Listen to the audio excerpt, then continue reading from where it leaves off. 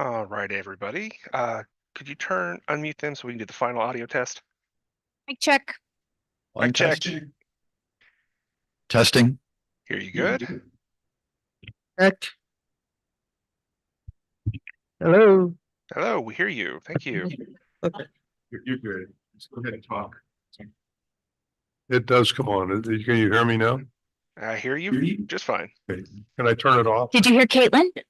I did not hear Or I leave Caitlin. it on? Yeah. Do you have a green light on your thing? Mic check. Yep, I hear you. We sound all good. Thank you. All right, are we ready? For these ones, it's close-ish. It's not as bad as some of the handhelds, but You yeah. don't have to be really up close to it. These microphones are a little bit better. So just, about where I am is good. They pick up. All right. So welcome to the September meeting of the St. Mary's County Board of Library Trustees. John Johnston, Vice President. We could go around the table and the other directors introduce themselves.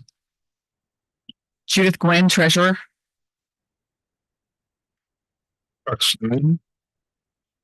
Sharon Fitzsimmons. Caitlin Munzer. Dorothy Waters. Right, and we do have a quorum, and first item is approval of the agenda. Do we have any changes? I had emailed to ask if we could add some questions about board responsibilities. Is that on here? Okay. Yeah. Perfect. Thank you. All right. And if there are no other changes, could we get a motion to approve? I have a question. Sure. Under the treasurer's report, is that the proper place for the summer intern invoice? I don't know where else that would go. Should that be under the treasurer's report? Well, the treasurer will be writing the check, so I think that's probably where it's gonna go. All right. I don't know. Does that work? All right. The intern has to be paid. So that's all this is the approval of the writing of the check or Judith having to write the check. So you have already approved the intern. So it's not new business or anything like that. It's just an actual treasurer's duty.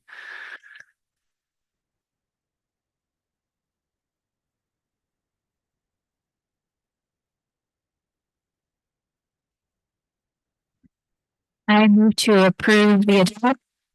We get a Second. All right. All those in favor? Aye. Next we have approval of the last meeting's minutes. I think I spotted a couple of typos.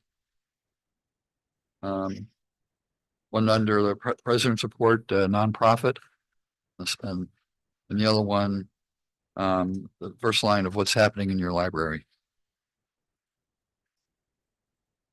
I'm sorry, can you be more specific as to where they are so I don't search through the minutes? Absolutely. All right. Let's see. It's in number 5 and A, then under I and then 1, where it has the reference to Canva, where it says a Canva account is free for a nonprofit.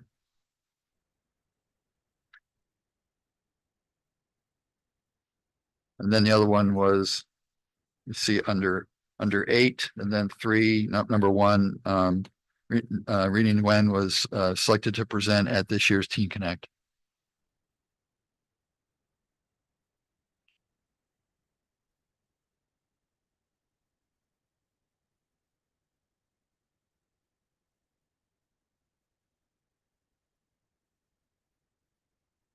Any other questions about the minutes?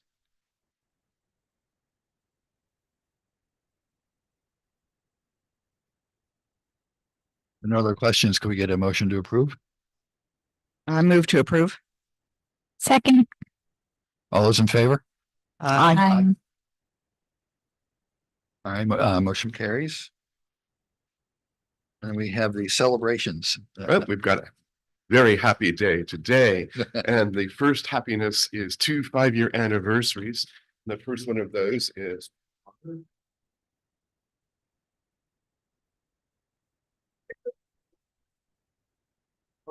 that's it. But You want to say anything? Hunter's at Leonardtown and he doesn't feel like talking. That will be a first.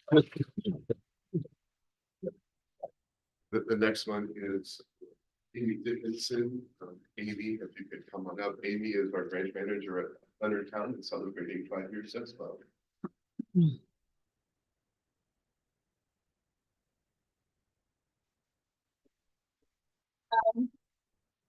Been a great 5 years and I look forward to the next 20. Right. Well, speaking of 20, the first of our 20th anniversaries is Kimberly Fields. Kimberly. Wow.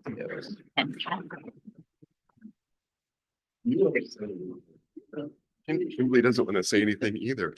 All right. From Leonardtown, Karen Ogletree also here for 20 years. Karen, congratulations.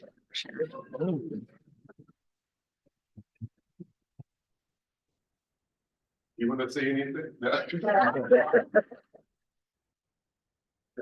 morning we have 2 hip hip hoorays. The first is for the Lexington Park Library staff.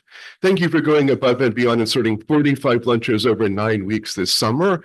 Caitlin, we have a program with the schools, Lunch and Learn, where children come here to Lexington Park during the summer break and they have lunch here and their parents can also attend. And so that's what this is about. This commitment went beyond books and programs. You nourish both body and mind, ensuring that every person felt welcome. Through your teamwork and hard work, you exemplify the heart of librarianship and the spirit of community service. So thank you to the whole Lexington Park staff. And next one is for Amy Ford, the branch manager here. In recognition of your tireless dedication, vision, and perseverance in rallying community support and securing vital funding for our new makerspace. Through your leadership, passion, and commitment, you transferred possibility into reality, opening doors for creativity, innovation, and learning for all. Congratulations on receiving the TEDGO grant. As of today, you've raised $96,000, amazing work. So we thank you for your outstanding service. And I will get this to you.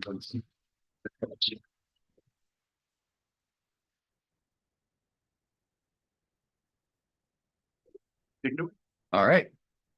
And next we have the president's report in the monthly expense ledger. The only question I had myself was the third item from the bottom on page 2. For Bell Technologics. And for the Microsoft software, is that for educational purposes or is it for like MS Office? It's Meek, which is our agreement with them for 3 years, which is actually I think it's part of the Teams and the entire Microsoft product that portion that we pay. All right. And Caitlin, what's happening right now is the board is looking at the expenses from last month and asking about any concerns they may have about this. I have no further questions about the expense ledger. I did want to ask on the last page about the collections fees.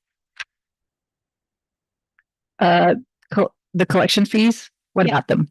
Is that like from the fines that went to collection? Unique is a service that we have that sends out communications to people who have long overdue materials.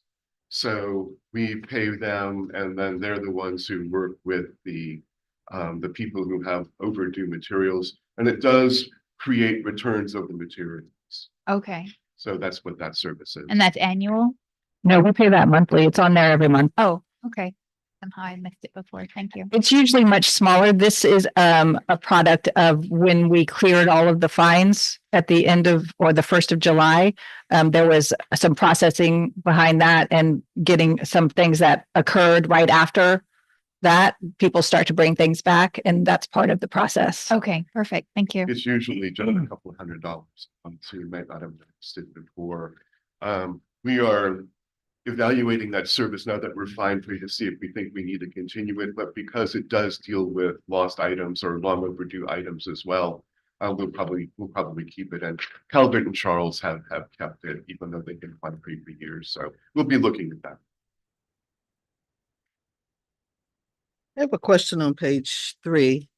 The waste management, is that correct? That there are 2 charges on there? Yes, it is. It's for two months of bills. We were behind on one of the bill payments just from processing on our side.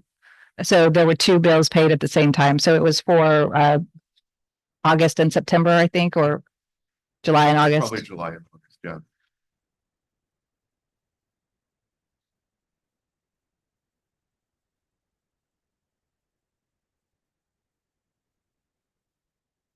Any other questions about the ledger?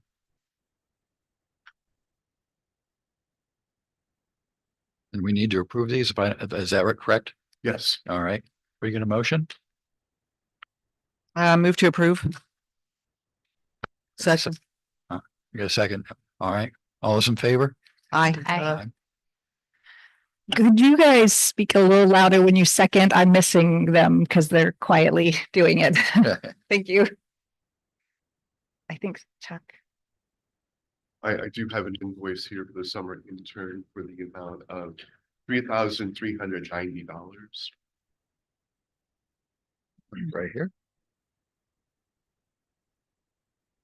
And on the back of that page, you'll see the breakdown of what those amounts are. All right.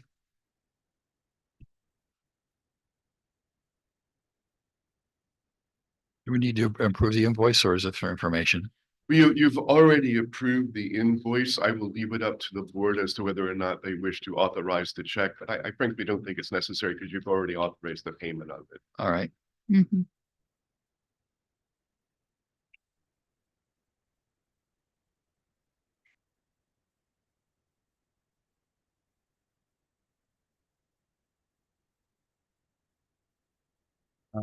I noticed Simply Safe listed on there. Is that for security cameras or other security? It's our security system for emergency issues. So we have a panic button at all of the branches, including the mobile library through Simply Safe.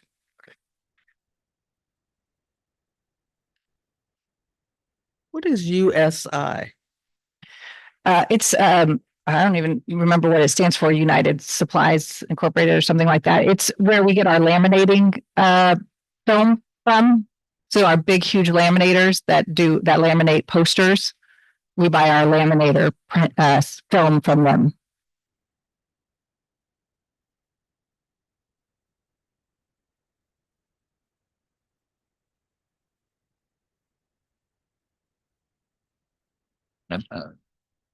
And any other questions about the credit card? Any other questions? Nope. Yep. We have the treasurer's report. Okay, I have 2 items. One is the invoice. You can see with the blue ink on it. Yeah. So that's summer intern. It's our typical amount we get in the fall every year. So I as treasurer will pay that out of the accounts we have at Vanguard. I'm hoping to do some kind of electronic transfer this year. We're moving into the 21st century very slowly. So the second sheet, I just did a quick screenshot because the August statement didn't show the transfer of funds. So all the money that we previously had at Schwab is now in our Wellington Vanguard account. And that's the 1.5 million. It says, has my name, the retiree trust benefit trust of St. Mary's County, the 1.53. So it's all in the investment account now. The 2 below it are the existing funds, just for information, Caitlin, we've had for many, many years. The smaller amount, the $11,000 is our intern fund. It's been designated to pay for summer interns every year. Not much more than that. Doesn't say how many interns, or I think it does say Lexington Park. And so that's been tradition to pay for the Lexington Park intern every year. I have that right, Belinda? Not. They're all equal and I don't know which one I actually assigned to you because I don't think I realized that it was a specific one, but it's the same amount for all of them. I'll check that language. Okay, so, I don't think it was Lexington Park specific because when this happened, we were only getting the one intern. yeah, So it's probably just an intern. maybe it Yeah. said that. So the issue with that account, you can see, is it's dwindling. And we'll need to make a decision. We have enough for a couple more years there. The fund above it, the $71,000, is very loosely identified for library supplies. Supplies, equipment, that kind of thing. The trail on this is kind of some emails and some letters, some things we've kind of dug up from past years. So the question that faces us is, do we want to make a change on these funds? Further fund the intern fund, use the supplies equipment fund for that or something else, supplement the intern fund. The supplies and equipment fund hasn't really been tapped in years. I've gone back. It's been quite a few years before we've taken anything out of that. You can right? use that for purposes of sending board members to trainings. Yeah, but we haven't done But that in we years. haven't done any of that. I You mean- could send, like, the American Library Association conference, if a trustee Yeah, wanted yeah. to go, you Right, could use that fund for that purpose. right. But no, I don't know that the fund's been used in 10 years. It has not been used in the 5 years that I've been here. Yeah, I think maybe 5 years ago it was used for something, some equipment or books. So here's what we're facing is the intern fund is dwindling and we have a fund that we haven't been utilizing and we haven't really defined it. We can redefine that fund and those monies and what to use them for. So I would like to ask the director, perhaps for next month, if you would like to come up with some recommendations for the board, how would you like to see these funds used? And really, I mean, in writing next month, give it some thought.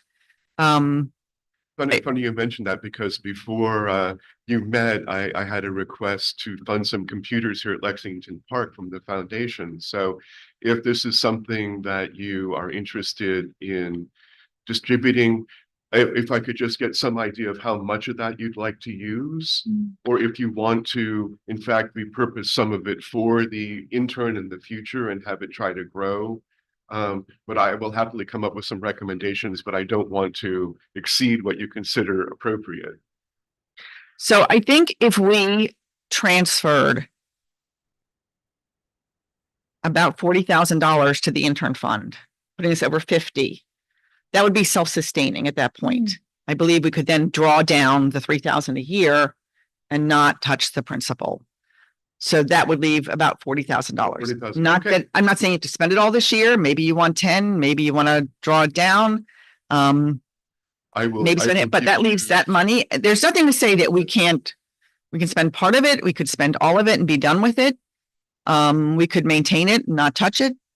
But we do need I will put a call out to our purpose branch one. managers and administration to consider spending, and we will prioritize something that needs immediate attention. For example, these computers at Lexington Park, 17 of them will still be using Windows 10, which will not be supported soon. And those will be $1,000 a piece, probably. So we will give you something that is an immediate need, and you, from those recommendations, can vote what you'd like to see done. The other option is to fund the intern hire and hire more interns a summer or more hours for the interns. And again, that's an option if you want to do. Well, So that's an option for you. I'm just putting it the out. Friends fund an intern, the foundation funds an intern, the library itself funds an intern, and the Okay. board funds an intern. So we've got 4, Okay. one for each location, including the mobile library. So if I'm just putting out there as a if possibility. Yeah. if we would like to increase the hours, I will talk again with the administration about that and get a recommendation. Then present that to you next month as well. So that is true. We did increase the hours this year for 2 of the interns. And so you are probably not covering the entire cost. If you look at that invoice of the intern, if you look at the backside, how much we actually paid the intern versus how much we're requesting from you, because you agreed to a specific amount of 21 hours a week for 10 weeks. But 2 of our interns did work 28 hours a week for 2 weeks because we found that Lexi needed that extra time for all of their free lunch times, and the mobile library needed the extra time. So we do want to increase those intern hours. So that is definitely something we could I look will into. include that in next month's recommendation for you. Thank you. Okay, and that's all. After this, it should look like a normal statement. I just wanted to get that all the money was in there. Just for clarification, the 2 Memorial Library accounts, Yes. those had lived with Schwab before the transfer to Vanguard as well. No, they were at Vanguard. They were already at Vanguard. They were at Vanguard, yes. Now we're just, So we added in the retiree, the OPEB money. all right. Mhm. It does have the old name on there, Yeah, I was asking. but it's so problematic to change things like that. The memorial is no longer there. I'm not really inclined to try to touch that 3rd rail right now. I think we have enough I'm trying to get Belinda's name on there too. So the idea was always to have 2 of us on there. So now that we've kind of got this thing laying flat, the next step is get Belinda's name on there. And if it doesn't give you heartache, I'm just gonna leave the memorial on there and not bother with it. I just have a quick question, Mhm. which is there a reason for there being 2 funds? Just ancient history. The intern fund was donated by one party to set up for interns, and the books equipment fund was set up by a different party. So we. I mean, like 20 years Yeah, ago. We didn't used Pretty to old. have a foundation. Yeah. So if somebody came in to the library and made a donation that was not earmarked, typically what happens is somebody will come to the library and say, here I am at Lexington Park, here's a check for $1,000. I want this to go to Lexington Park. So we say there's an earmarked donation. If somebody just came in and said, oh, I love the library, here's a check, that helped build up that fund before we had a foundation. Now donations go to the foundation. Thanks. The other fund was the Lindsay Paul Rudolph Fund, Mhm. and that was set up by some professors at St. Mary's College. I think she was the daughter of one of them, and she died in a car accident on the way to work here at the library, and so they set up that intern fund in her name. Thank you. And that's my report. All right, thank you. Yeah. The next is, Can I, go ahead. how often is that treasurer's report done? Is it done every month? Quarterly, the Can bylaws say quarterly. we mark that on future? I'd just say next one is, Yeah, this It quarterly. it was on there. It's usually on the agenda that says quarterly next report will be in such and such date, but we actually had stuff this time, so we put it on there. Hmm. so the next one will be in December. After September with the end of a quarter. Yeah. The first quarter of this fiscal year. So it could be in October for the first quarter. So Okay. it would be next month. Okay. All I right. don't know that Judith, you'll have anything to add, but it just, we could say after December, January, if you're content with this being the first quarter report. The Vanguard accounts only produce statements quarterly, which is why Judith can't report out until the quarterly statement is created.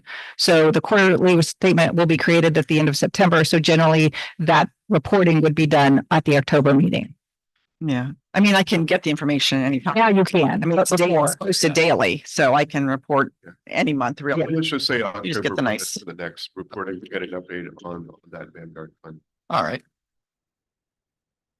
For the Smurler report, no meeting to report on. I intend on attending the Citizens of Maryland Libraries event on October 11th in Annapolis. I think Smurla is promoting that for some of the board members from the 3 counties.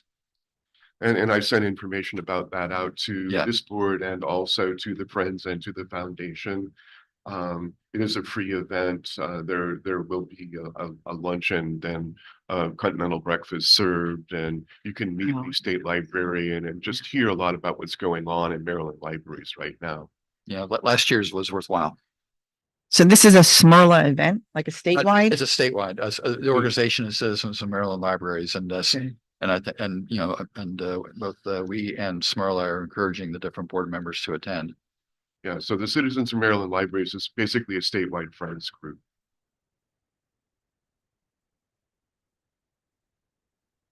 All right. And the next, we have the director's report.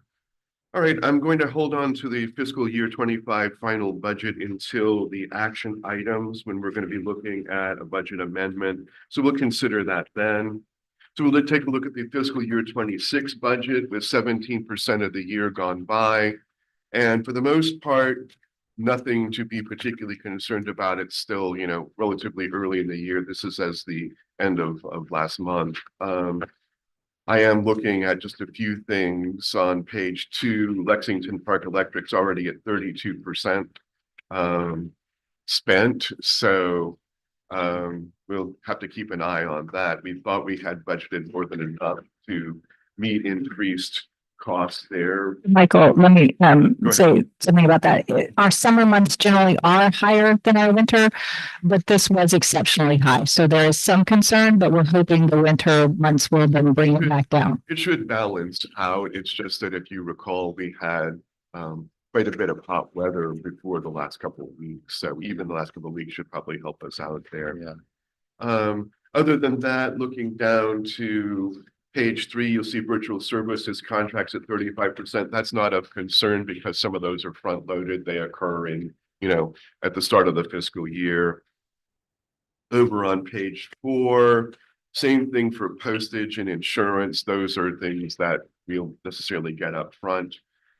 Furniture and equipment for Leonardtown and Hall, we can control those expenses if they get something early on. That's just money they won't have later.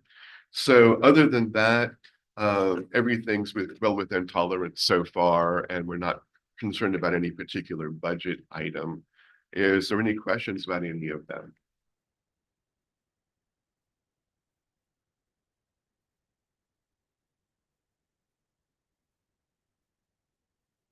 Nope. Okay, well, moving on, it's what's happening in your library and right here at 10. Okay, we're going to skip that item because they should be here very shortly and move on to the Charlotte Hall renovation update, on which unfortunately there is no update. The RFP is bouncing between the team that created it and the St. Mary's procurement division. So they ask a question and it goes back. They ask a question and it goes back. I'm still not particularly concerned about that now, but we do want to have it out pretty soon, have a month for responses to it. It's for $300,000 to have an architect who will design the renovation at the Charlotte Hall Library. And our time concern, as I've reported to the board before, but Caitlin, for you, is that next April, we want to submit a grant request to the state. Each year, $7.5 million in capital funds are available on a competitive basis. We got 1.6 for Leonardtown, but they were giving away less amounts of money then. We're going to ask for $2 million additional dollars to add to the $5.5 million that the county has set aside for that renovation. 7.5 million sounds like a lot of money. But when you start talking about what you're doing to buildings, it's not, unfortunately. But we do have some ideas about adding space. And then, of course, the whole thing really needs kind of a complete modernization. So that's kind of the time concern about that. Already a couple of architects are expressing some interest in this project. So I think we'll get some good bids on it. And so with any luck, that's going to be happening soon. I did develop the 2026 trustee meeting dates for you. Those are for next calendar year. And looks like, so you see there's none, for example, at Lexington Park during the summer because we do have we do have the lunch and learn then.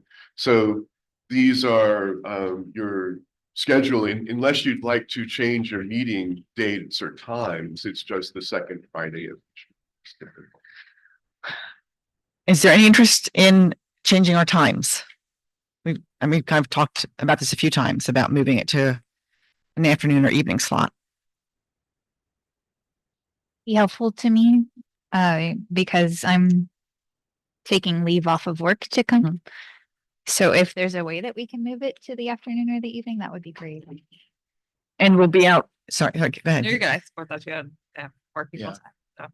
And we'll be recruiting for a new member again in probably by October, November, Sure. when John Walter's term is up. And so that's something I think important to put out. And I don't know if it would widen our pool. We always thought theoretically it might widen the pool of applicants if the meeting is late afternoon, evening. I'm okay with it. I don't know. So Yeah. what time did you wish to have meeting? We're still discussing. So Okay, I don't know, yeah. John, do you have an opinion on this? You're also in the I just actively think- working world. Yeah. Although I have flexibility to take leave, I work for an organization that's very community minded. At the same time, I think, afternoon meetings, I think are generally more practical. Able to keep, folks interested. I think, sometimes the morning meetings, what I heard from the ALA event was that sometimes the, morning meetings tend to be overweighted toward retirees since they have more time on their hands to be able to attend at that time. As a nationwide thing. Well, do you recommend anything, Sharon or Caitlin or John? I mean, it's, Chuck, what's your schedule, your teaching schedule? I teach Tuesday and Thursday from noon to 2 or 3. Okay. So anything after 3 or 3:30 works fine for me.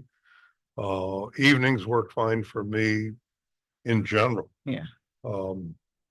So I have one other meeting in the evening, which is church vestry meeting, which is once a month, but I'm sure that if we took a poll, we could find a time.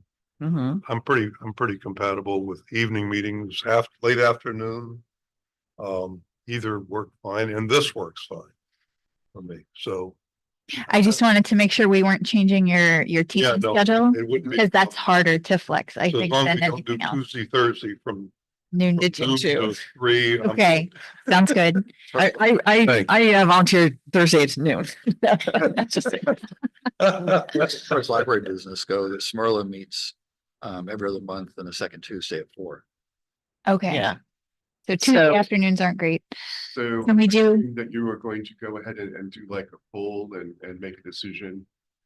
If I could have that next month, because the county would like it by November, because they have to enter all those into their system to track sure. attendance for the trustees. So This would be for 2026, right? Yes, Not yes, the rest of the Yes, year. starting in January. Yeah. I have a request. If you could keep it to library hours, because if you want library staff to attend the meetings, it should be, within the library hours, which are 9 to 5 on Fridays. And, if it's easier to get library staff in the afternoons versus evenings, because we are, staffing the buildings and whatnot, and we have more people here during the afternoons. So just something to keep in mind. Absolutely. the other thing I need to do is all these meetings are already in our scheduling software. Because of course the library then has programming. So I already put these in July just to make sure that we weren't going to have an overlap. So I can easily cancel these and add new dates, but I would like to know fairly soon, because already in January, the public's getting ready to be able to start requesting for that. So Sure. Well, if we get back to you by next month yeah, no problem. with a result of our If- poll, If you could make then that you can do what you decision need to do, as part right? of and we'll put it on the agenda for next month, as long as it's then, it'll be no problem at all. Okay, Perfect.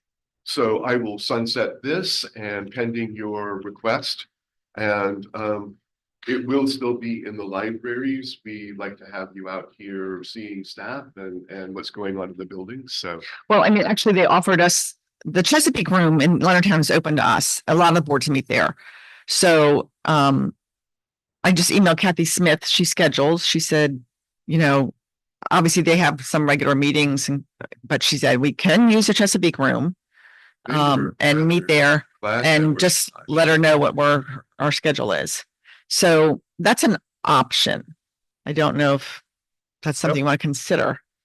It's one place and So I if don't we know. do this poll, what do we have to do about closed meetings and open meetings? I Because think we're now talking the- about the- an email going like between this morning's closed meeting, and we did just an email poll. Can everybody meet Friday morning or Tuesday afternoon? I think that's acceptable by email just to set up a meeting. And yeah, we'll just toss So out what night of the week is better for you. If it's, again, it can be the first Wednesday, the third Tuesday. It's kind of like open. yeah, in terms of the closed meeting, But- that's not going to create a problem for you if you're just saying information. You Yeah. couldn't make a decision by email. Thank you. Right. You'd have to be able to vote in public to change this as a board. Right. But then we've narrowed it down. Come to the Okay. October meeting and we can vote. That makes sense. Is there interest in the Chesapeake Room? I think the challenge there is that library staff would have to travel to it. And some library staff are already Sure. traveling because the meetings change location, but then that means everybody has to take time away from their job at the library to come and then go back. There is true. another problem with it, and that is that it is not set up to do our network. So we can get around that, but it would be a change for us in how we set these things up. So I would really prefer you to be out in the libraries and seeing library staff and having library Just a- staff see Mhm. you, rather than the Chesapeake building. So- Just offering it as a Yeah. option. Just also a little history with that. We were doing it there in 2021, right after COVID and maybe before. But I believe part of the problem was that even though it is available to us, we aren't priority. So we weren't always able to book the room every month at the same time. That was somewhat of an issue in 2021. Might not be this time, but we did have a little bit of trouble with that. And the other issue is the county was rather glad when we went back out to the libraries because they have to staff it. We don't just get to go in and use the room. They have to have somebody there to fire up the system and make sure that it's going to be on channel 95. So they were quite pleased that we moved on. I think it's so good that we get out to the branches. Yeah, Okay. I think it's good for the trustees to meet the staff and see what's going on in the libraries. All right. So pending next month, we will decide upon your schedule. You will decide upon your schedule then. I saw 4 of you at the recent volunteer training, and I shared those packets with you via email if you did not get a chance to go. And Caitlin, we'll be talking in just a couple of minutes here, well, maybe an hour anyway, about what that training was, and I'll give you the packets that came from that training to discuss what the county had to say to us. So it is 10:10, and you've had a closed session before this. Do you want to take a break at this point, or before we go into the action items, are you good to keep plowing on? Yeah. Oh, hi, there's Jill. Sure. Hi, I didn't see you come in. All right, this is Jill, who's our youth services coordinator. So we're going to go back up just a little bit to what's happening in your library, and Jill's going to give us a report on our summer reading program, which just concluded. And you can see some of the numbers on the library highlight sheet here, but we'd like to have Jill go ahead and give us a real update on this. Thank you, Jill. Is this on?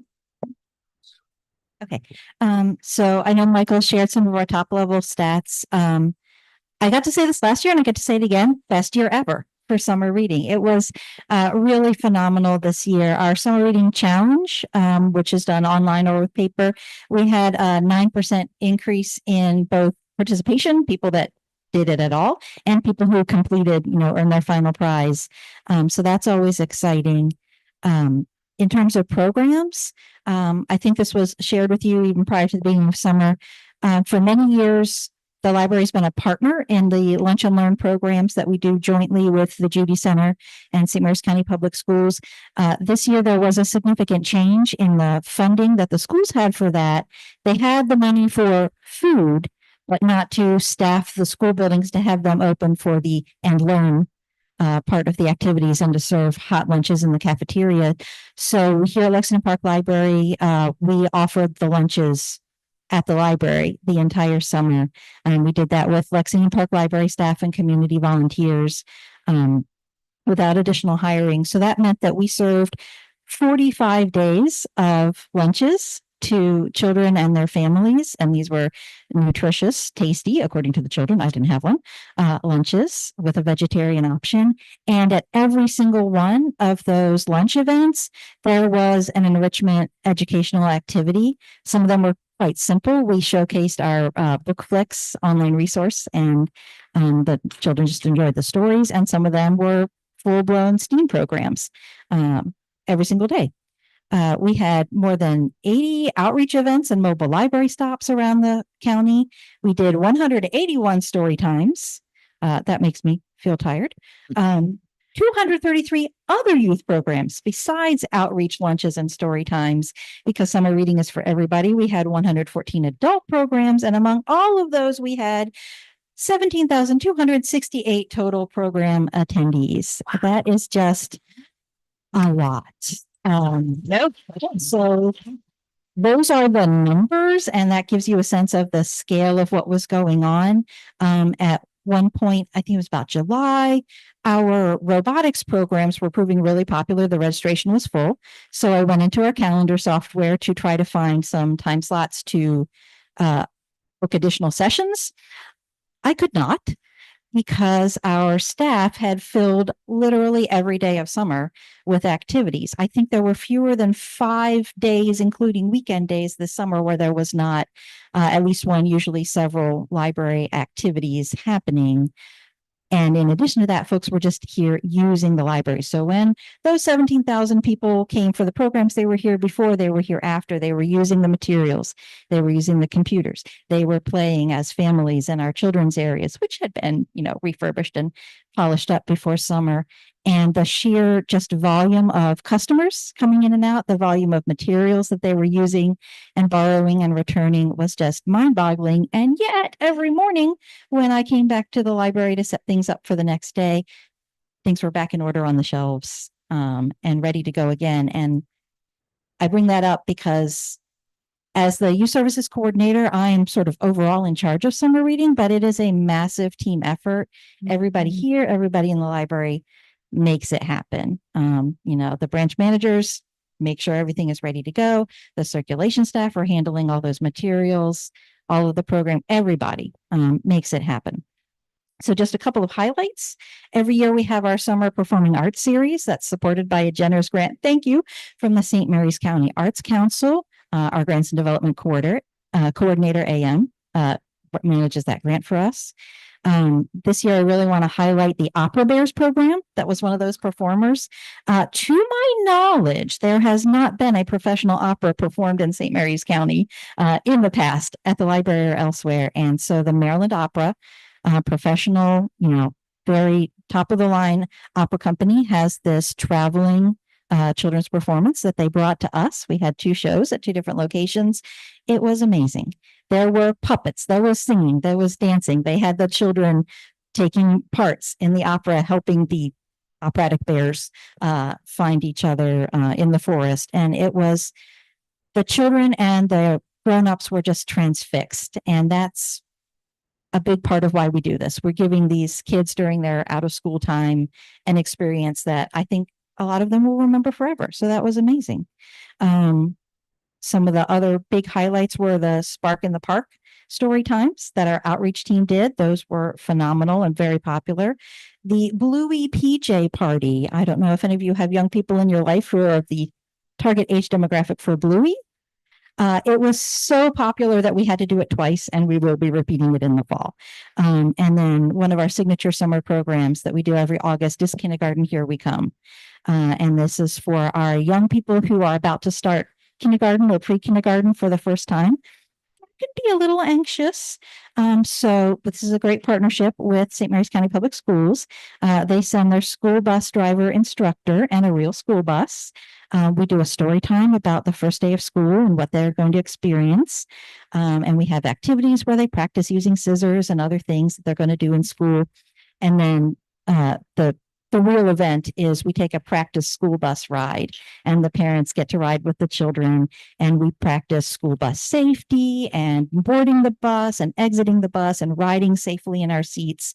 And at the end of it, and we take an actual bus ride to the nearest elementary school and back. And at the end of it, the children are super excited and ready to go, and the parents hopefully are a little more ready to let their little ones get on the bus and drive away.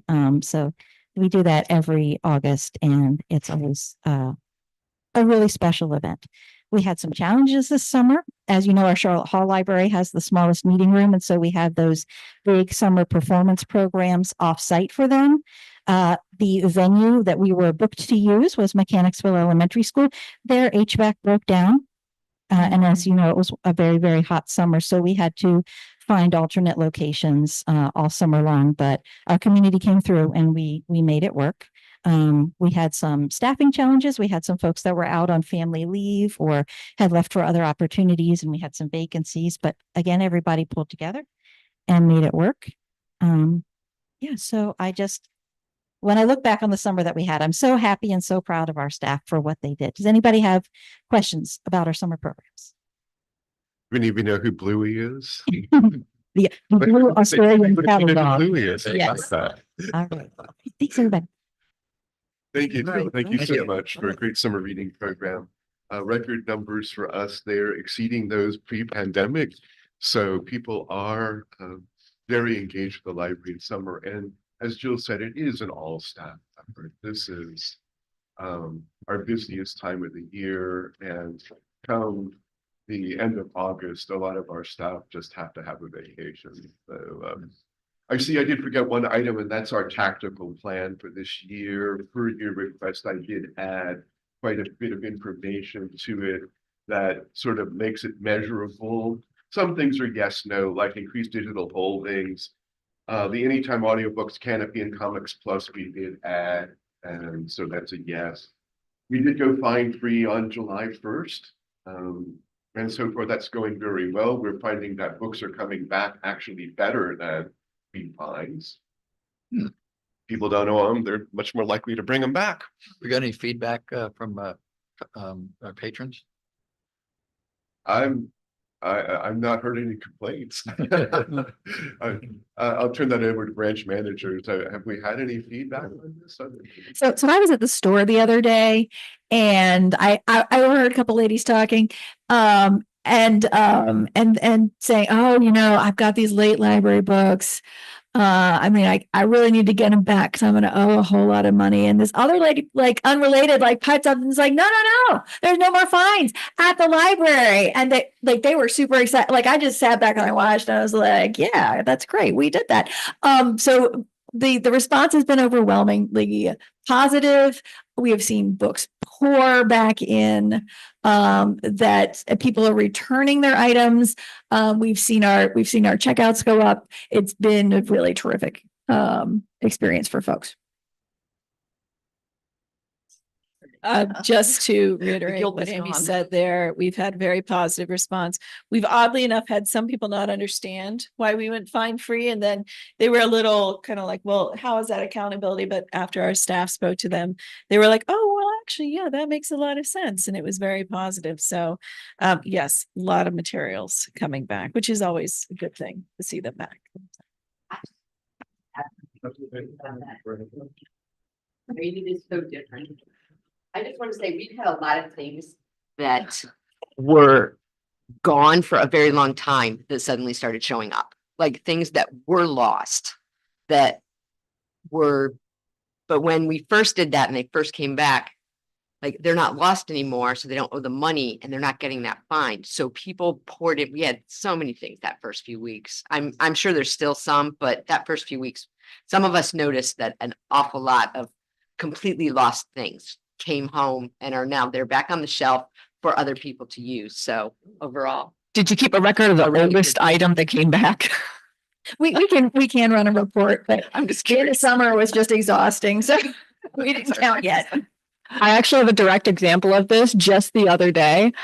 We had someone turn in over $800 worth of lost items that they then would have had to worry about those overdue fines on top of that. And now they are regular library users again. Oh my God. Wow. Who knew? So the other thing that I'll report on from this list right now is that we have developed a community survey, a customer satisfaction survey that will go out from early October, about 3 weeks worth, and I will report back to you on the results of that. We just kind of need to see what do people like, what are areas where they're concerned, what are areas where they'd like to see more from their library. And we'll analyze those. And as I say, I'll be giving all the results of that community survey to you.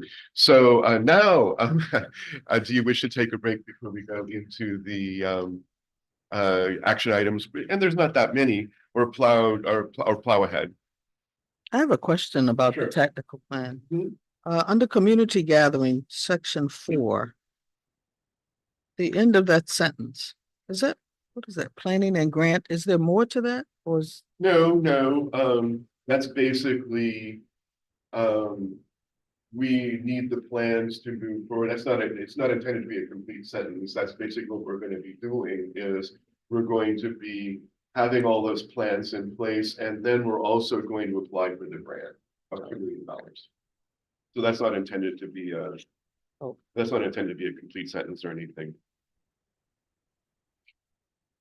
You don't want to like put the word grant application in there or something? You want to do planning and complete the grant application? Well, if you I look think at it the just, it just kind of hangs up there. It's a Park capital grant targeting 2 million.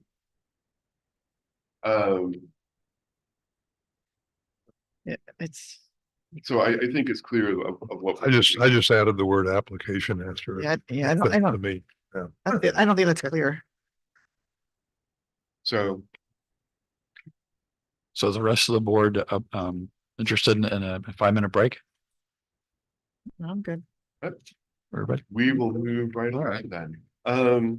So our first item of business will go back to the fiscal report. I'm sorry, the budget statement for fiscal year 25. And there's areas where we went under, and there's areas where we did not spend everything in a budget line. But if you look on the fiscal year 25 report on page 6, you'll see a yellow line. So each year we build some use of the fund balance into the budget. And typically we don't end up touching that. This year we did, of the $100,000 we had budgeted, we did dip into that $17,221. Last month you had a question about a refund that we got for the digital services from Hoopla. We talked to our accountant and said, you have to put that into the fiscal year 25 budget. The year you spend it out, it goes back into that year, into that budget line. And so that is what has happened with that money. So we did not exceed the budget. We did dip into the fund balance to the tune of $17,221, meaning that we spent more than we took in.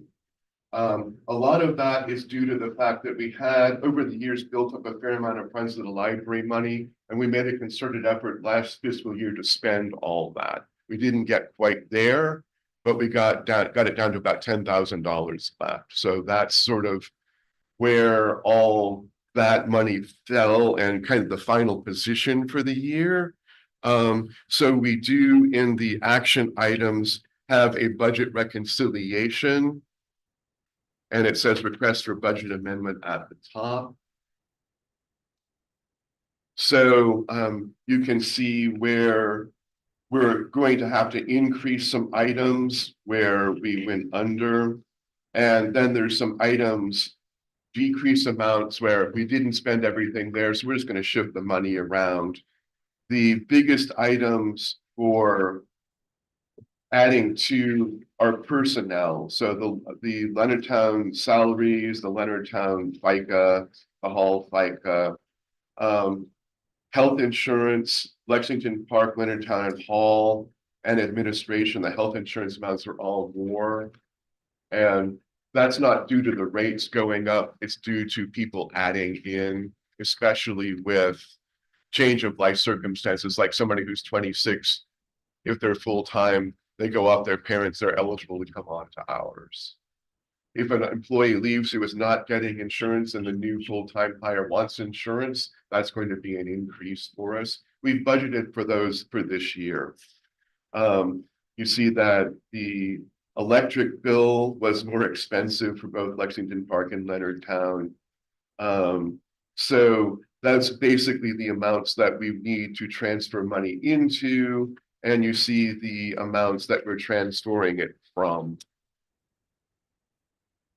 So I'd like you to please approve these budget transfers. Belinda, were there any surprises on this that you weren't expecting? Because I know you don't always get all the numbers until.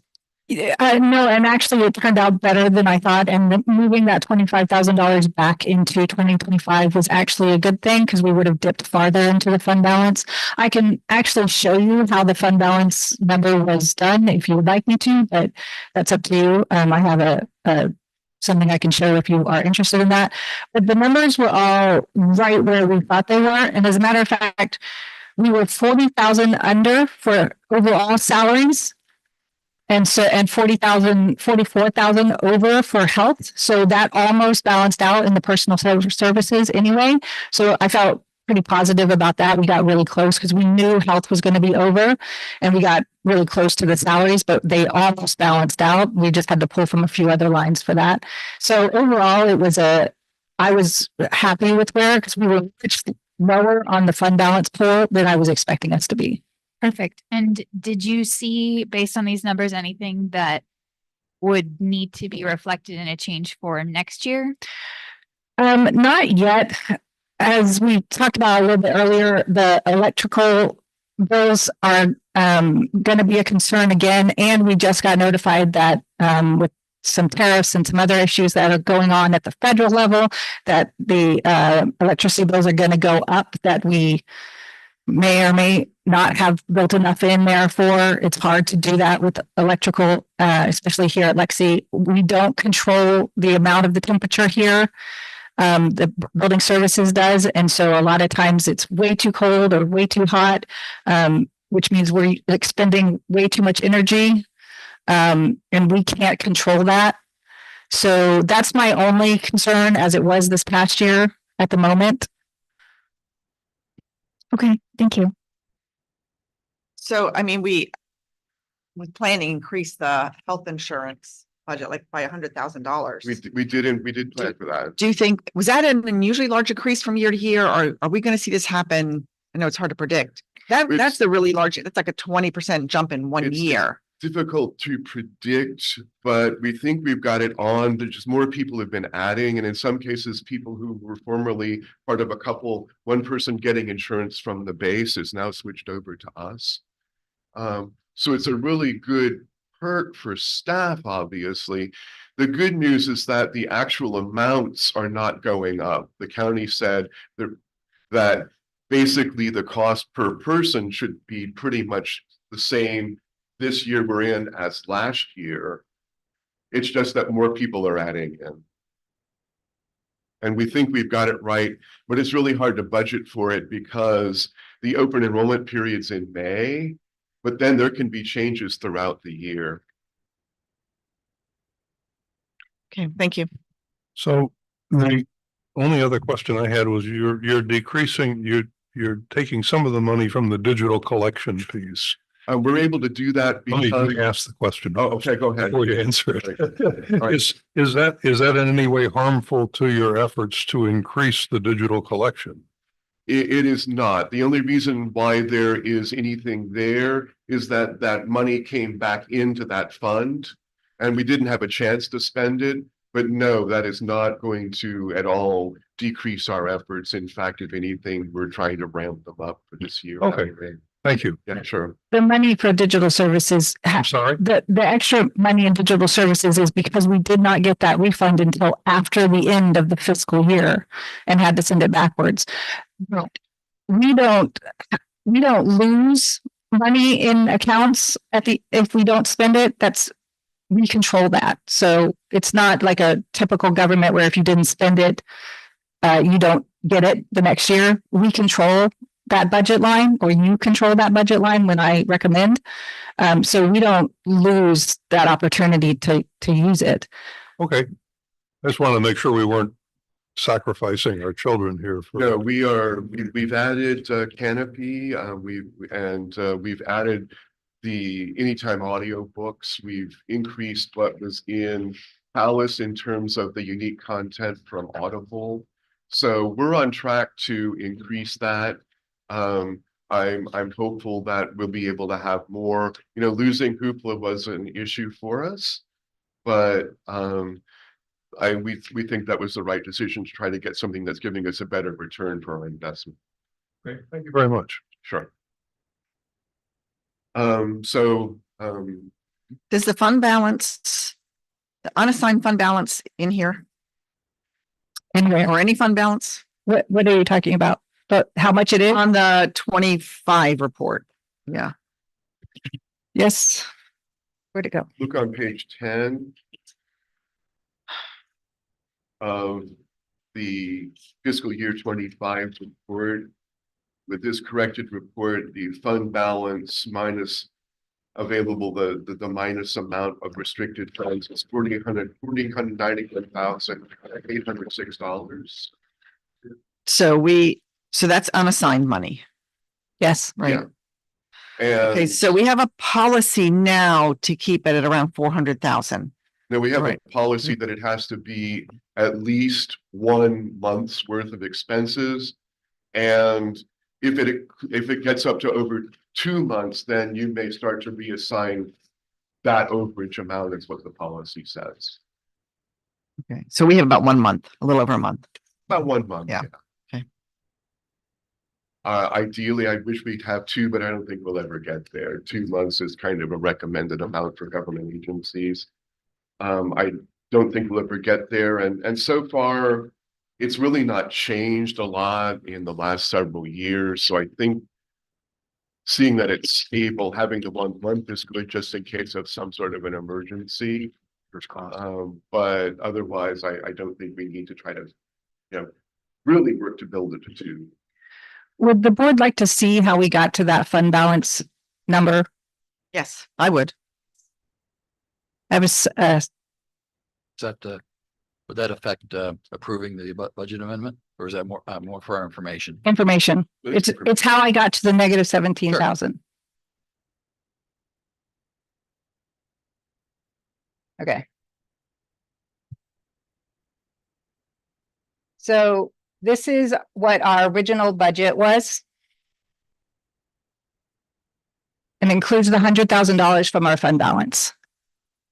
This is how much we actually collected of unrestricted funds. So any monies that we collected, and that does not include the fund balance. So that's not using the fund balance. So we ended up with a deficit of 78,000. So that would be how much we would have been taking from that $100,000. It's 78,000. So then we have to take that unrestricted budget, and our actual unrestricted expenses was 5.4 million, which leaves us with an overage of $55,000. So you take that overage of expenses or we didn't spend as much as we thought. You subtract it. So now we have a deficit of only 22,900.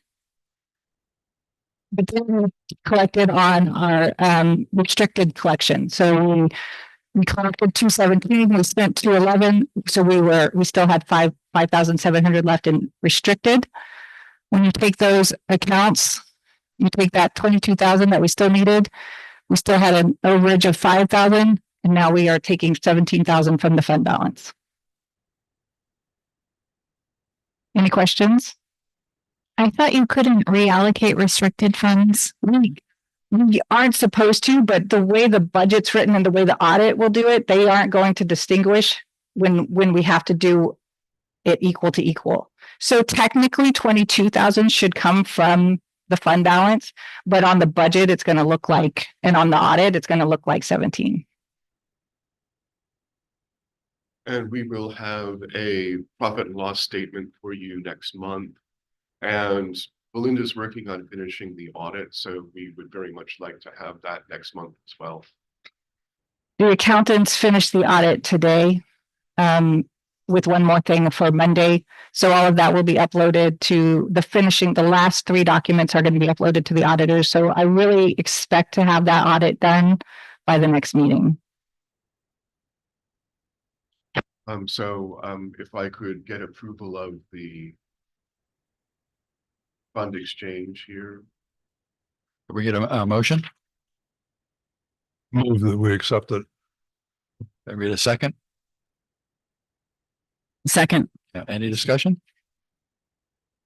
All right, all those in favor? Aye. Aye. Thank you. Our next matter is something required by the state. As of the 1st of October, we're supposed to have this policy in place. We were waiting to get guidance from the Maryland State Library on exactly what it means for libraries, and what we found, and I need to thank Ashley, Director of SMERLA, said, oh, look at this, the Attorney General has released an opinion about HB 122, 1222, and it included a template for policies. So I've simply taken the AG's template and plugged the library into it and made a couple other minor changes. So basically what this is about is if we have a visit from ICE to the library. It really doesn't change a lot from what happens if we get a visit from any other agency like the FBI or the Sheriff's Department. But we have to have this one specifically in place to reflect what happens if we have a visit from ICE. It stipulates that we make clear what are private spaces. And we did this when we first heard about this bill some time ago. So if you look on the doors of the staff areas, they'll all say private, no entrance, staff only, something like that. We have to stipulate what are open areas, what are private and closed to the general public. We have to mark those with clear signage. There is a space between clear and signage. This was downloaded from a PDF and some of the spacing didn't turn out right. We have to say that who access to private spaces is limited to. So obviously staff, county maintenance workers, and others granted specific approval. And we're supposed to accompany any others who were granted approval to enter the space. So, basically, here's what happens if we get this visit, is that they are allowed to come in if they have a specific warrant, a judicial warrant, and we have to check that. They are allowed to enter the private space if there's an exigent circumstance, which I've defined here in accordance with the AG's ruling on that. Basically, it says that I'm the primary point of contact. So what's supposed to happen if we get this visit is our staff are supposed to notify me as soon as possible. If I'm out of town or something like that, deputy director, if not deputy director, then branch management. Now, to basically summarize all of this very quickly, if they come and they've got either requesting information about patron records or library records, or they want to get into the private space and they've got a warrant, here you go. We don't have to help them. So we can let them into the private area. We don't have to tour around with them. We don't have to give them information unless they're specifically asked for something covered by that forest. If they show up and say, this is an exigent circumstance, you can come in and we'll open the door for you. Library staff don't have to answer their questions unless it's something specifically directed as part of this warrant or under exigent circumstances. So if they show up without either of those, they do not get admittance. You just say, we can't let you go back there, or we won't give you the records. If they force their way back in, library staff will say, and we're training people on this, I do not approve your entrance into that area, and you get out of the way. Don't stop them, don't try to block them. That will get you in legal trouble. So at the very end of it, I've just got some general guidelines. I don't consider that to be part of this policy. This is just something that we're going to make sure the staff know. We could include it in the official policy. It does include quotes from the Maryland Attorney General about how specifically to act. So we are required to have this policy in place as of October 1. So it's not a question of whether or not we have the policy, it's whether you have a question about any of the terms that I have here. And again, I took this straight from the Maryland Attorney General's guidance. So I think it's fairly clear for us, but if you've got any questions, I will ask you to approve this policy. I heard last night fairly late from John Walters, and I don't think he was aware of the deadline or of the fact that this was it's following like the law and the Attorney General's recommendation, because he had a number of questions about it, and he even proposed an alternative. Obviously, at this late date, I'm not going to try to to bring that to the board.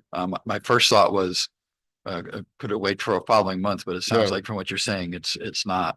We have to have this in place now. That's not to say you couldn't amend the policy. Next month, you could come back and say, okay, I want to take a look at this. You can always go back and make changes to policies. I would like to hear those questions ahead of time, if possible. Rather than just say that's not going to work under the policy, I can, if I know ahead of time what the concerns are. So it could possibly be that you would raise those concerns next month and I'd give you a redraft of the policy the following month if we thought it worth changing. Yeah. I can mention that to him. He had some family issues this week, as I understand. But no. So I think one of his was, since it's still portrayed as House Bill 1222, it actually is law. The governor did sign it. That was, I know that was one of his questions. So it'll get a COMAR designation eventually, it's just, I don't know how long that Right now, takes. that's all it's being called. So, I'm not misnamed it here. Right. So, Michael, I noticed on this policy, I didn't see anything about recording and library staff choosing or not choosing to record the incident.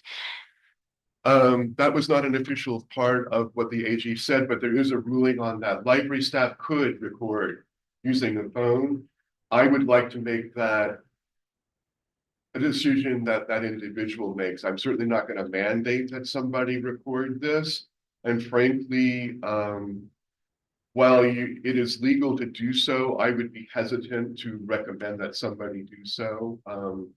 I'm not certain that every ICE officer is aware that a library staff recording them would be perfectly legal.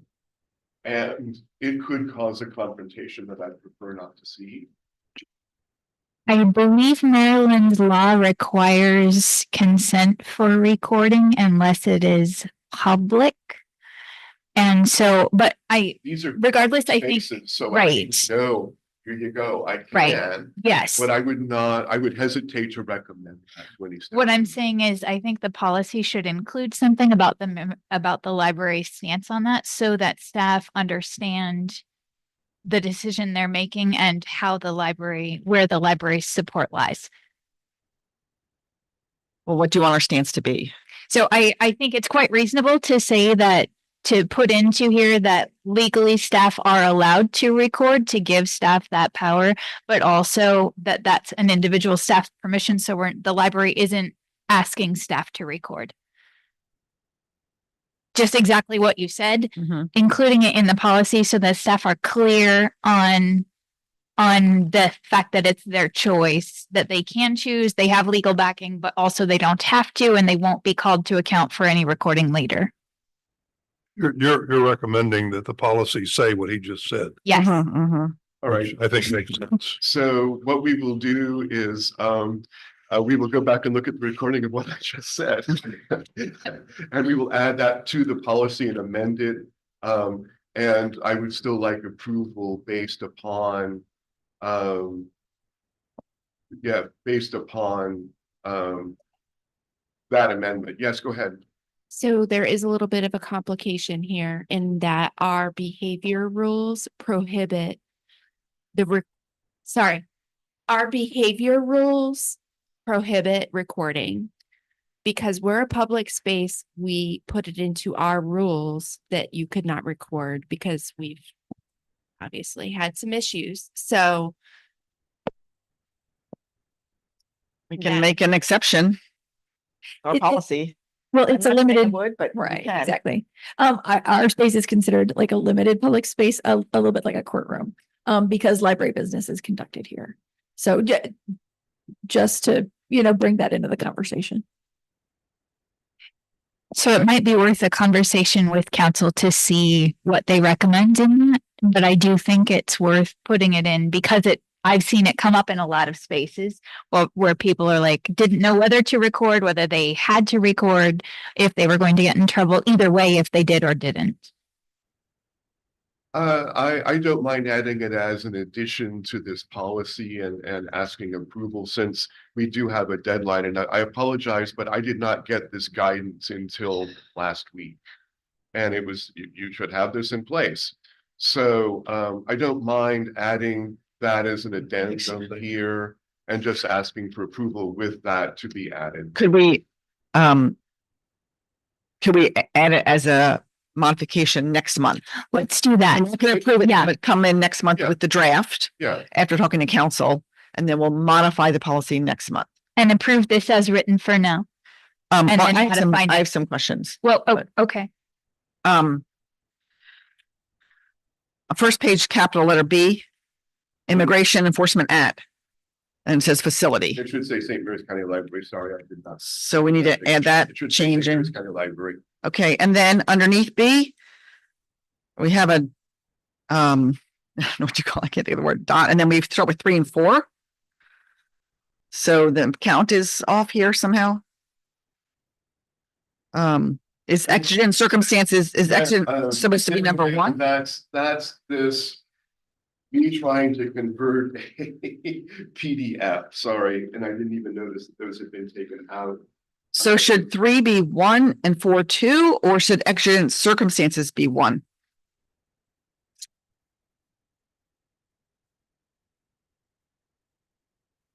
No, it should be 1 and 2. And exigent just stays the way it is. That stays right where it is as part of the sentence before. So it should be B1 and B2. Yeah, On question, okay, then on the first paragraph, the exigent circumstances are defined as follows. And I'm not saying this should be in the policy, but maybe in training. So are we depending on the staff to make these determinations themselves? I mean, it is a really personal decision. Is this potentially a violent situation? Could somebody be harmed? Could somebody destroy property? But we're depending, it's, hugely variable on your staff to make that call in that moment. And they might feel they're threatened or could possibly violent. They've got to make that call, what's best for themselves and the staff and the patrons of the library. What should happen is the agent should say, this is an exigent circumstance, or this is an emergency circumstance. They don't have to then make that determination. This is simply deciding or trying to determine for an agent what we would consider to be that. But if the guy shows up or the woman shows up and says, this is an emergency, I've got to have access. That's pretty much gonna, So if they state it, yeah, then face value, we take it. yeah, pretty Okay. much so. Okay, okay. Just to be clear, the first step our staff take is to call an admin. It's Michael, Marianne, Laura, me. Right, right. Branch managers. Okay, there's 3 places. If you go to the second page, I think all these numbers are going to change then, right? Yeah, 1, 2, 3, 4, 5, 6, 7. 3, 4, 5, 6. So 3 places. Under 6, line 1 and 2, we talk about legal counsel. Under 7, top of the next page, we talk about notifying counsel. And the last section, request by immigration officers, number 6.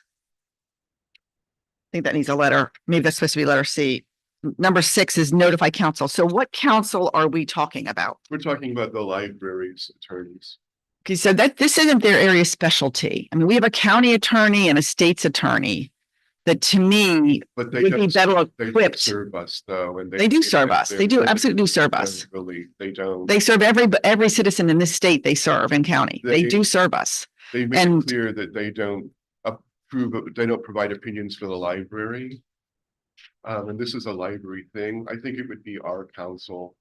And really, if you look at these things, it's sort of more like, we're just telling our counsel this happened. We're not expecting our counsel to be taking action. If necessary, would they consult a specialist? They could, yeah. I think also writing it as counsel leaves it open for you to call the state's attorney or confer with them as necessary. Call maybe Maryland. Mhm. And it does leave it open, but you know, basically the county attorney is not necessarily our attorney, and they've made that pretty clear. No, but we're dealing with I might rather go to the state than this. necessarily. Yeah, I'm thinking the state because you're talking about legal and criminal issues and warrants, and that's her specialty. That's what she does. That is procedural for us, though. It's not part of the policy. So council, as Sharon stated, is covers it. We would figure out which council to call and do it at that time. And it would probably depend on the circumstances. But basically, what we're asking staff to do, unless they give the paper or say this is an emergency, is please wait. And the policy does say that, and they contact me. This has happened before with other agencies where even over the phone, I talk to staff and talk them through what's going on. You know, I can't be there for half an hour. I will be on my way, but I'm talking as I'm going. So I think that we do,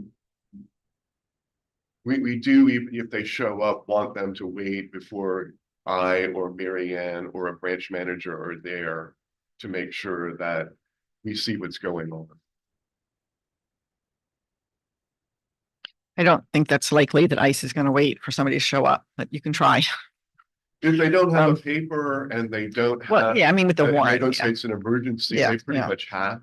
to Yeah. wait. I mean, if they force their way in otherwise, then we say we don't approve and we start talking to other agencies.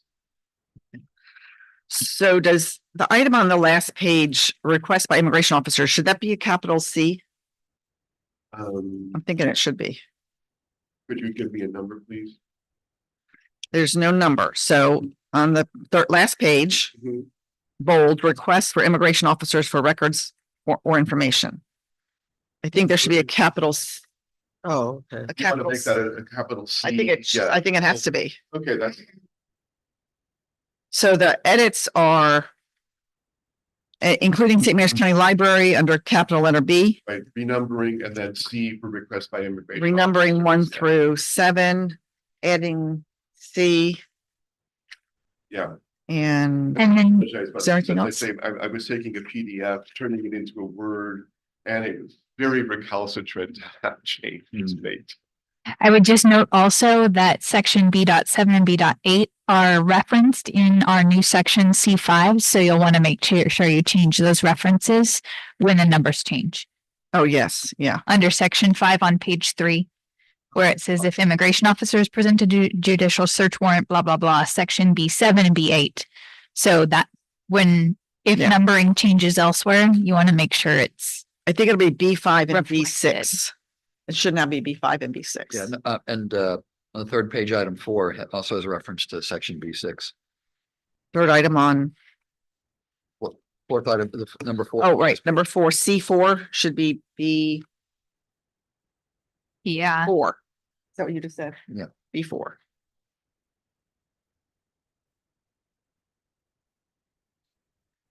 And then I think I'd like to add, well, maybe next month, if we do a edit to change the House bill number to the Comar number, if we have it by then.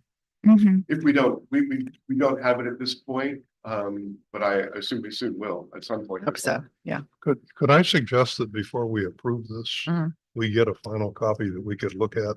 Mhm. It's been edited rather than doing this on the fly. And that what I would suggest is perhaps if you want to go back and edit it and get it to us, we could approve it by email. We or can't, Some other, No, you're not allowed to approve. we this. can't because it's a public vote. So we can absolutely get. So it's supposed to be in place by October 1st. right. Is that what you're saying? Yes. Can we post a draft policy for October 1st? You would still have to, you'd still have to call I a don't know. meeting to approve it. Yes, that's what I'm saying. Yeah. And then next month, when we see the final clean copy, we approve. Will that get us by a few days? I mean, it's a, Chuck, what's the hesitation with voting on something knowing that, what's the hesitation on voting on something knowing that they're it's so going to sloppy change in the, terms of that's the fair. numbering, the ordering, the absence of phone numbers and who's going to say who to what. That it seems to me that we ought to be a little bit more, a little more diligent about approving Yes. something that's more clearly written. right. So most likely there'd be some. And I'm only document throwing that out to the says- group. It's my own sense that Can, well, you did your best shot but I have trouble. Yeah. Sort of sitting here in real time, writing down what Judith said and then what you said. can we, Yeah, we can edit it and give you a clean copy in about probably 10 minutes. Just show it up Well, on the that's great. screen. that would work. That would Perfect. work. Yeah. That would be great. I think from now on, actually, that would help if we had the document up on the screen and we could go through our edits as we do them and then we're finished, right? For future policy.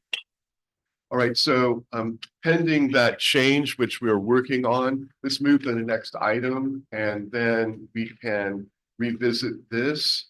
And the next item were proposed director goals. I originally presented these to you in July and asked you if you wish to add to them. And you said you wanted to take a look. And then I guess the first month we didn't have that many people here. And the second month you wanted to take a look at the current assessment of the director and see if there's anything you wanted to add. So I am submitting this for your consideration now, asking if you wish to add to it. And if things look good, or with additions, approve it.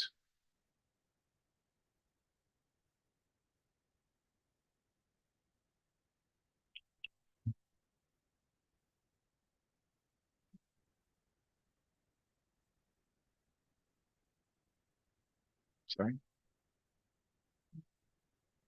Michael, I might have missed it, but what does this mean if Maryland creates a legislative task force supply data for the digital content?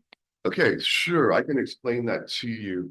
4 legislators at the state of Maryland have reached out to various library directors who have referred the matter to me about a fair ebook license law from Maryland. Oh, okay. And my fellow library directors, many of them do not wish to see such legislation. They're afraid that if they cannot provide what are frankly very overpriced ebooks to their customers, that their customers will get angry and they won't be able to deflect that anger where it belongs onto publishers. So what I'm asking for and what may happen will be that instead of that the Maryland legislation form a task force. This is happening in Massachusetts right now, that basically says, we're going to look into this matter. We're going to ask the publishers, what are your prices? What are your license terms? We're going to ask the aggregators like Overdrive, what are your licensing? What is this? And they kind of look at it and say, okay, we see there's a problem here. These are much more expensive, especially over time, than print books. It's a way to set up possible legislation for the future. Now, I have no way of knowing if this is going to happen. But if it does, I've already provided those legislators with a lot of information about what costs are, including the article I published recently. We looked at the Obama, every summer Obama comes up with a summer reading list, and we gave them an example. Here's Obama's list. Here's what the library print cost would be. Here's what the library digital cost would be for 2 years. Here's what the library digital cost will be for 6 years, which is 10 times the print cost. So if this happens, I just anticipate getting more requests for information like that through the Intergovernmental Relations Task Force, which is the Maryland Libraries task force that works with the legislators. So if this happens, Michael, you will help out. Okay. The ULC, the Urban Library Council. The Urban Library Council is a group of, as this name says, very large, primarily city libraries. New York Public. In our state, it's going to be Baltimore, Montgomery County, Anne Arundel County. And I'm now on that group's task force to work for fair ebook pricing. So I'm going to be doing this anyway. I would just like it. So I've already given them a lot of information too, and we're going to formulate a proposal to take to the publishers. Readers First, I already post frequently on that about All Matters ebook. And I'll probably be presenting at ALA next year on this. So this is just making stuff I do anyway. I figured, why not make it part of my goals? But what the proposal was for the director goals was to go over these with you when we meet with you to go over your appraisal. And you're actually going to meet with me to go over my appraisal. Yeah. Well, that's a change. Yeah. Welcome one. I'm fine with that. I will then just put this aside for now, and we will say that come that meeting, we can have a document that comes from that, and you should probably still at some point approve what that document says. Yes. Have we been able to do anything with that file yet? What's that? Okay. All right. I mean, Yeah, we have. I have that type of experience with PDFs too. Well, it got turned into a Word document, and then it got really funky. And it usually it will when we do an enter, it renumbers for you. In this case, we're going to get it. A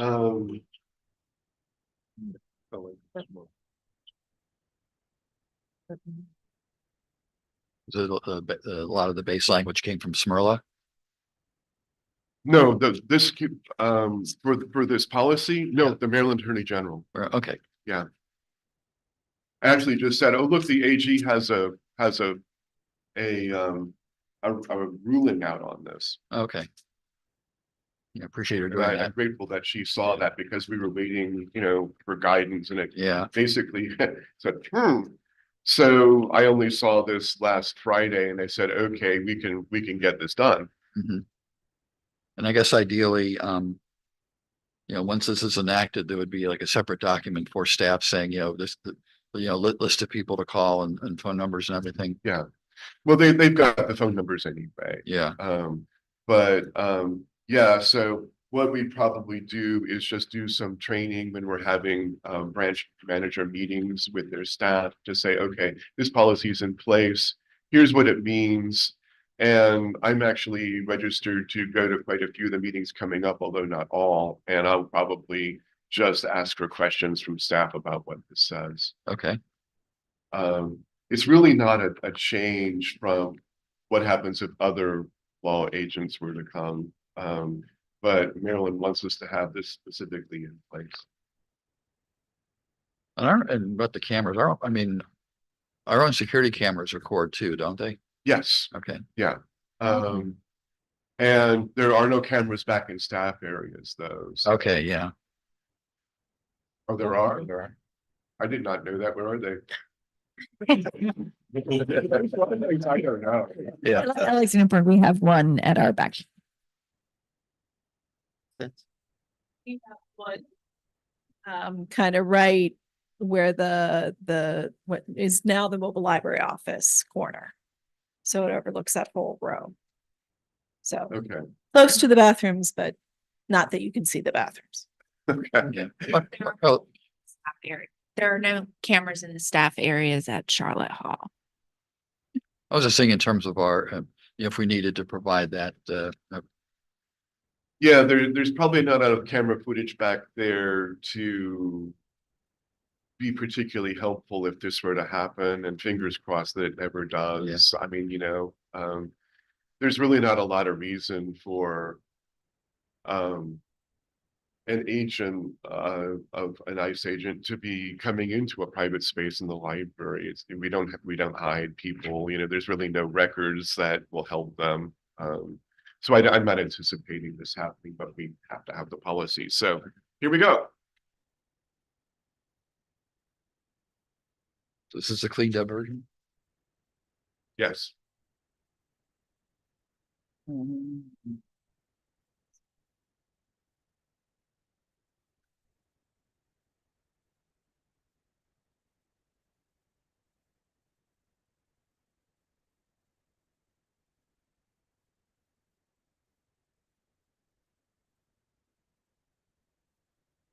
Should be next.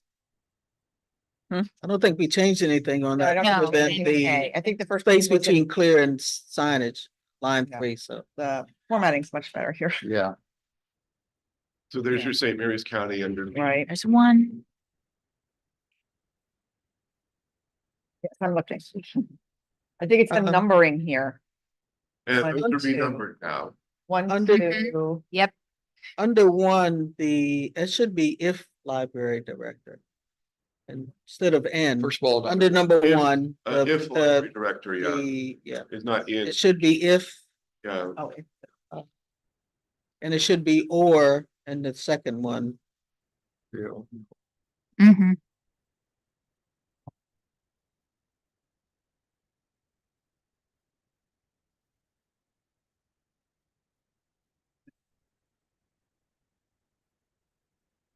Yes. Yep.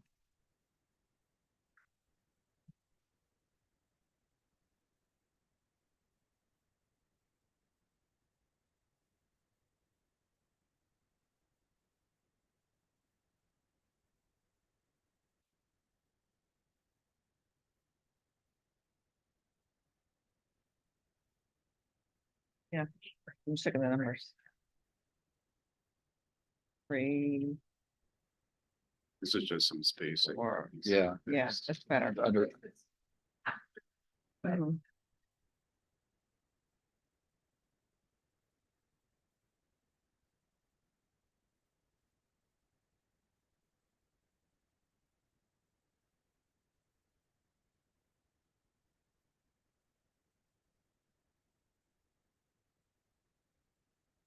I think we're good. Mm-hmm. It's just numbering on this page. Yeah, this is caused by the funky. The PDF transfer over import. To, Yeah. Word from PDF.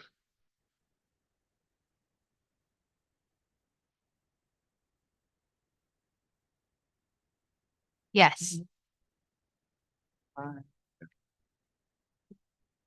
last word on number 5, the director shall.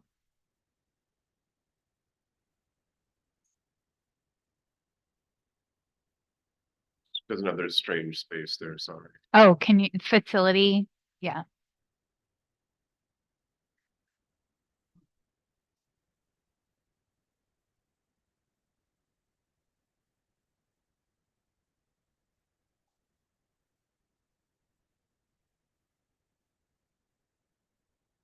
Yeah.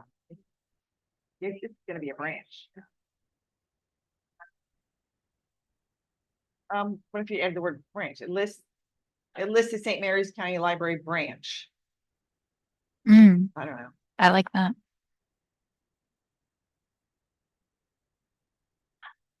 Change it to the St. Mary's County Library branch so that you're not just saying any of them. Perfect.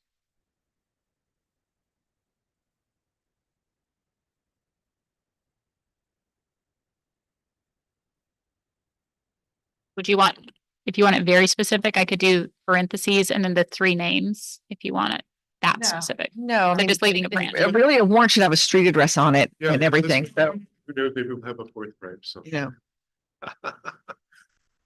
I can dream. Okay.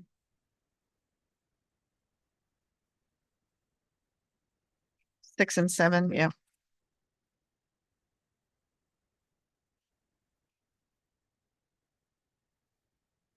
Okay.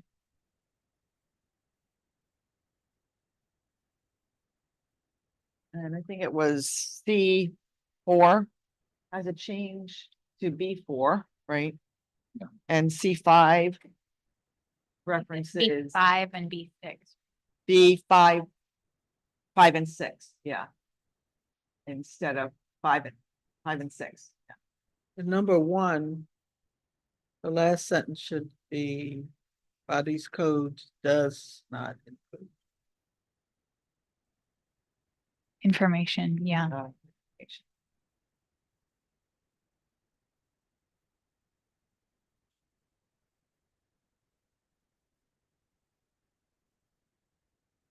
Yeah, it should be singular agreement then.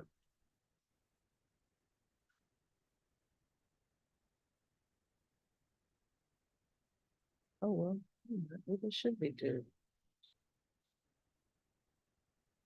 I don't know, maybe it should be.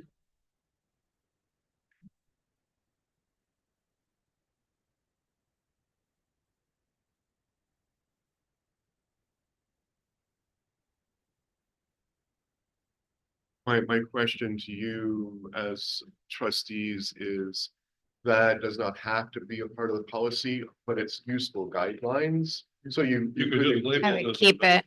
Yeah. That would work. put note in front of it. Mm-hmm. There's also no close quotation mark after the have the right to object passively that I could. Oh, no, it's at the end of the paragraph. Sorry, never mind. Yeah, no, those are all taken directly from the guidance given under that website on there. Yeah. Just treat it like a footnote. If you just treat it like a footnote, Mm-hmm. All right. it's fine. Okay, so I make a motion to approve this policy as currently amended. and I'll second it. All those in favor? Aye. Aye. Aye. so the directors the directors goals will be discussed at a future date. That's what I had for you. So move over to old and new trustee business. All right, do we have any? For the old trustee business, Yes, I don't know of any. I have a new trustee business though. okay. All right, then we can move on to new trustee business. So I noticed after some conversations after the last meeting, as well as the questions about the tactical plan. And I think we've had conversations amongst ourselves. I think that some of the challenges of this meeting come from perhaps that we don't have defined, we have not fully defined the roles of the trustees. When I went back and read the guidance that's given to trustees, it's very nebulous to me. that you're looking at, it says, you know, it's not about operations, it's about policy, but that's not always clear what's operations and what's policy. And I think that we could potentially, we're all here because we want to help the library, not because we want to be thorns in your side in daily operation. And I think that at the same time, we don't, at least I know I don't want to be here just as a check in the box and sign whatever's handed to me.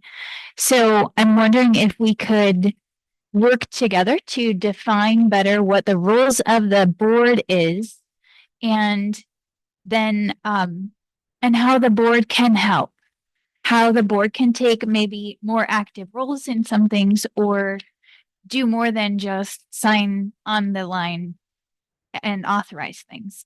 So I think that's a question for library staff to see what kind of feedback you're expecting, where things that are coming from the board have potentially seemed like they were overstepping, and then open that conversation as a path to move forward to say, where can we provide additional feedback that maybe we can help? Simultaneously, then also allowing the board to give that feedback to say, no, we think this really is part of the board policy and needs to be something that that the library staff is open to hearing. I don't know if that helps or if that makes sense to people. I just feel like it's every month, there's a lot of back and forth that doesn't necessarily need to be, that maybe we can help come at it from a more positive place of we're trying to help each other. So you want some more tangibles regarding the distinction between operation and policy? Yes. And then simultaneously, thoughts from library staff on where the board maybe either providing too much input or not enough input, and where the board can be more helpful in those areas. Guess I'd say that coming up with guidelines that are all going to apply in every case might be difficult to do, and that there'll be circumstances,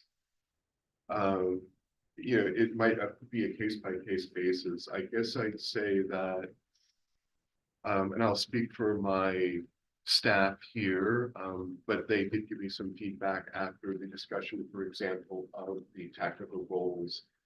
Those are operational. And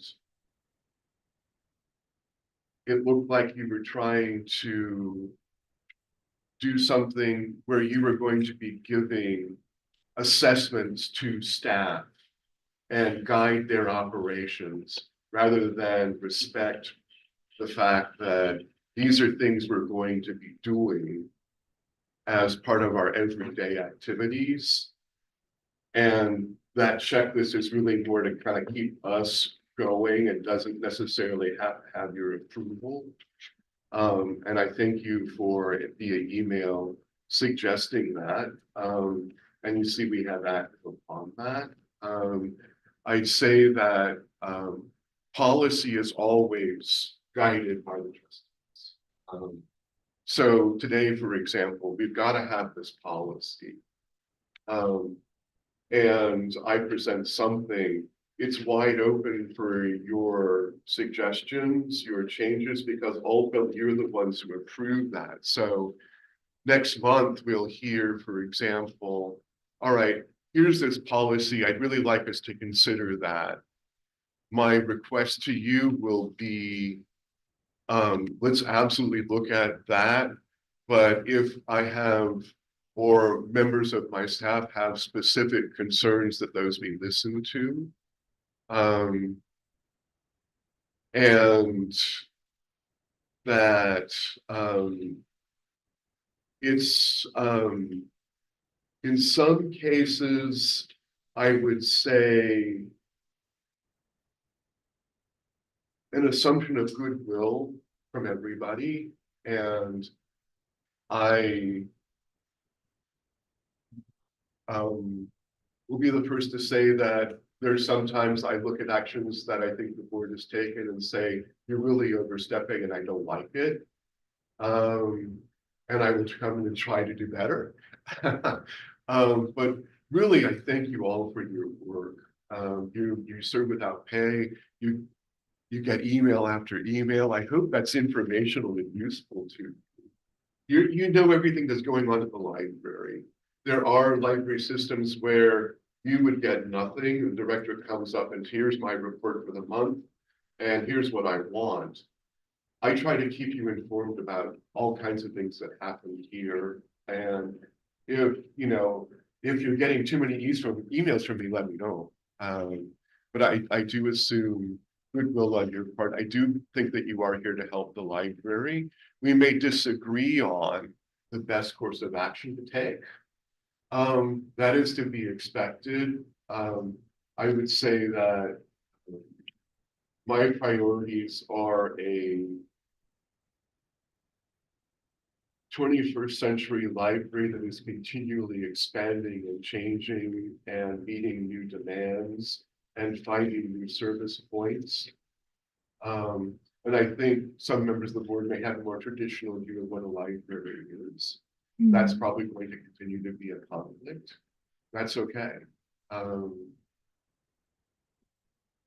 I welcome at this point more feedback from the board about what I've said or what your perceptions are.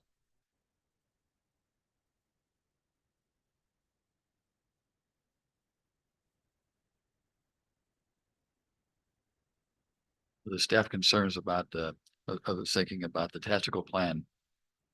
My own viewpoint was not necessarily that I wanted to set what the benchmarks would be, but from my way of thinking, a policy would be the fact that we have benchmarks.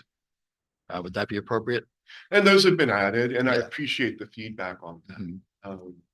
But I also appreciate the fact that you have to approve this, because I think it is on them.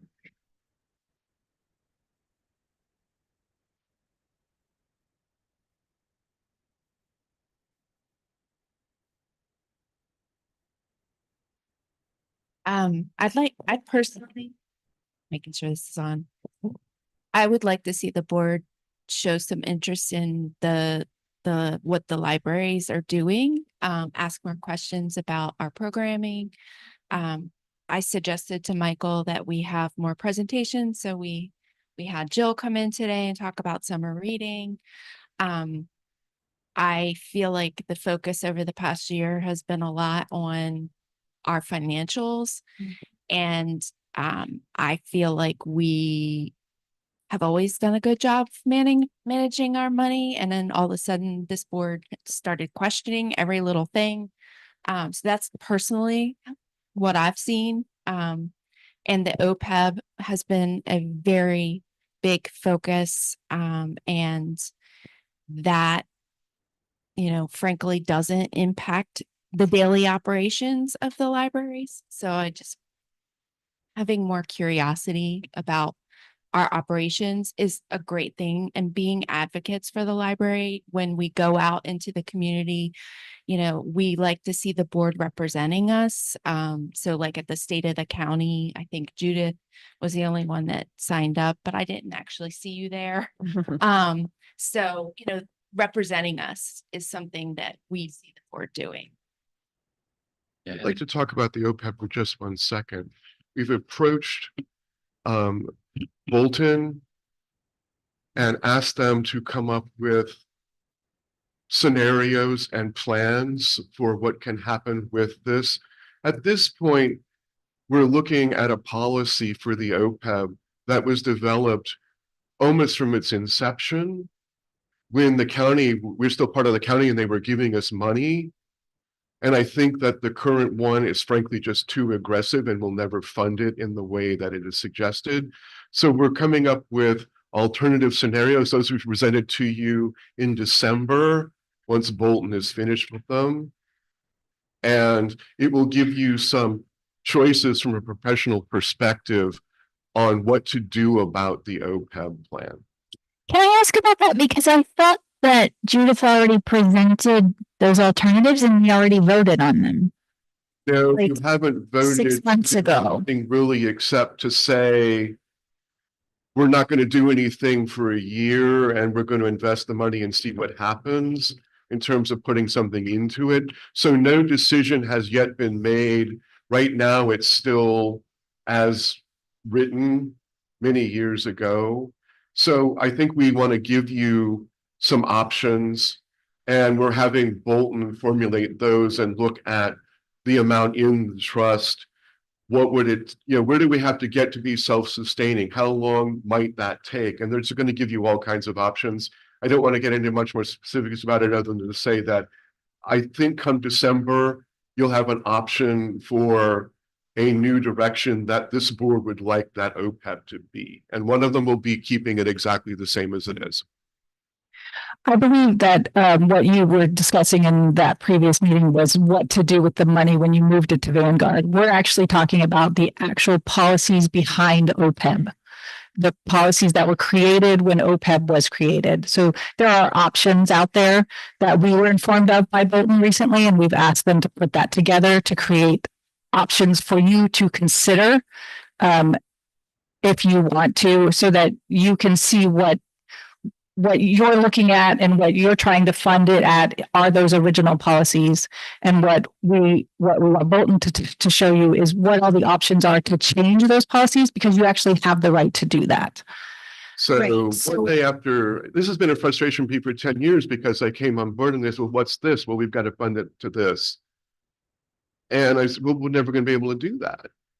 Right. So about 3 months ago, I went to the Bolton folks and said, we're never going to get there. And they said, well, why don't you change your policy? I said, oh, And what I thought I remembered, and I can go back and look at meeting minutes, was that Judith had presented options that included we start to just spend it down over time and we remove that from the library's budget so we could have that operating budget money to do It more was a discussion. versus, okay. It was a discussion. Vote on there it? was Okay. never a decision to do any of those. And what we're having Bolton do is look, that will be one of the scenarios. Okay, perfect. Um, You're gonna do that in December, not now. December, Right. yes. Okay. Just letting you know, since Why you brought it don't we up, that- wait till December? Oh, I just wanted to make sure that if that had already occurred, that No, we no, we. had, no I hadn't lost it. decision was never Perfect. made, and I think it's finally time that you see a professional development of these options and you say, here's what we're gonna do. I think that's great. And then That's great. ever again, don't mention the OPEB. And I wanted to add, like, Marianne, exactly what you said was what I pictured when I joined the library board, that I wanted to know more about operations. I loved working on the strategic plan with the team and seeing that come together, because that to me is where I wanted to provide input, was like, what do I see in the community? And I think that's why there's so many of us too, because then we can be out in the community and seeing what the community needs.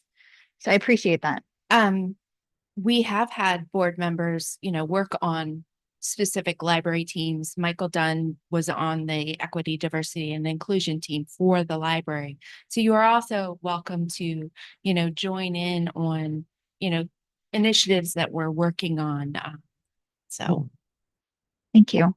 And that's why we've been for many months now giving you something like this is let's focus on what really is happening at the library.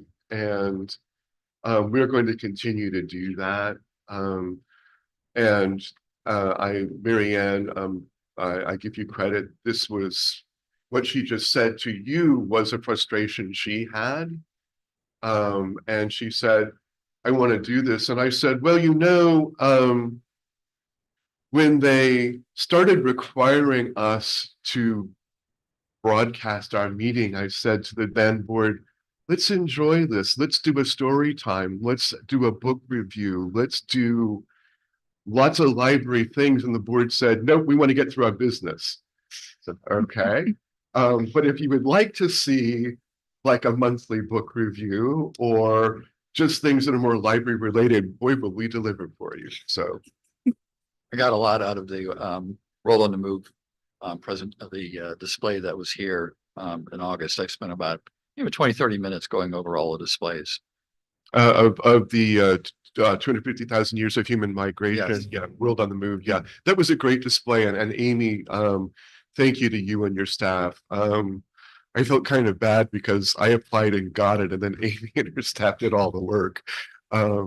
But it was a great display and I enjoyed seeing it too. So yeah.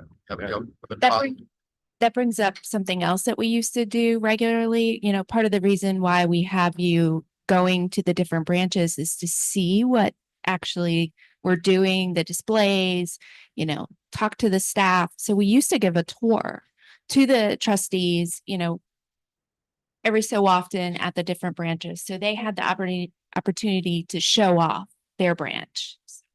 If that's something you would like to have, we would be happy to do that. Yes, please. I find the Facebook and Instagram very informative in terms of some of the day-to-day things. Mhm. Well, I stepped out for a moment, so I don't know what was discussed, but I particularly like the calendar. I like going in and looking to see what the different events are. And that would be nice to see, maybe just a short brief on that, what the events are for that month. All right, I will happily add that. That's easy enough to do. All I got to do is download the calendar. Right. Yeah. There are a lot goes on at your library now. There's sometimes when we take a break from the story times, for example, because A, the staff need a rest, but B, they're planning the next session of them. But certainly we can talk about those things as well. I would like to make sure that you're getting from this what you'd like to see.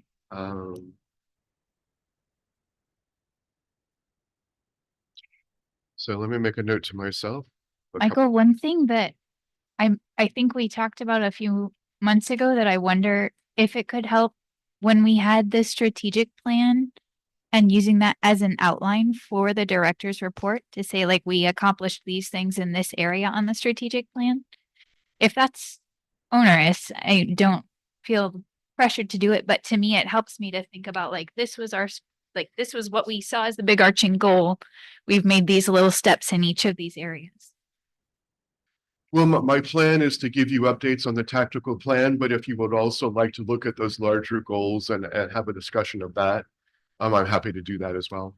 I think just using it as an outline can help me to kind of structure the little bits that I'm seeing in terms of a bigger picture. All right.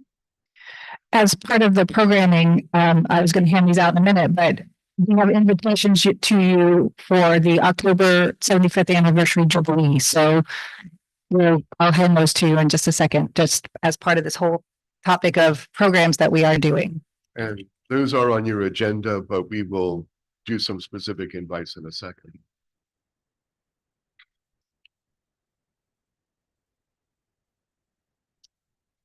Anything else under the new trustee business discussion that you'd like to bring forward, please? Yeah, the library kind of ties in with everything. So I think I've been delegated the responsibility of coordinating with the CPA firm on the audit. And we can talk offline about it, but I'm going to reach out to them, and the board would like to set up a meeting with the auditors. So probably in the next few weeks. And that's in order to meet our obligations as the fiduciaries for the library. And I think you'll find that we're revisiting, like Sharon said, our role in certain things and where we should focus and not focus. And that's one area that's kind of been lacking board attention, is the general consensus. And we intend to take a more active role in the design, development, and issuance of the audit. Is this going to be an offline meeting with the auditors? I'm not sure how that fits into your regulations. I mean, I'm fine with that. But If it's a quorum, we'll have to have an open meeting. Definitely. Yeah. The auditors will be separate, open. presenting to you. You want a separate meeting and not your typical board meeting? Yes. I mean, the next meeting in October. Well, the I next don't know meeting what in October, we would like to have the audit approved because it's due November 1st. Right. So To the if I could finish. Yeah. So the next meeting in October, I assume we'll have a draft audit. I don't know what the timeline is, in which we need time to review and respond back to the auditors. It may take possibly 2 meetings. We want an initial introduction of the board to the firm and understanding what their goals are, and a review of the audit. And depending on how extensive, it may need additional meeting to go over comments and concerns on the audit. We can work on that.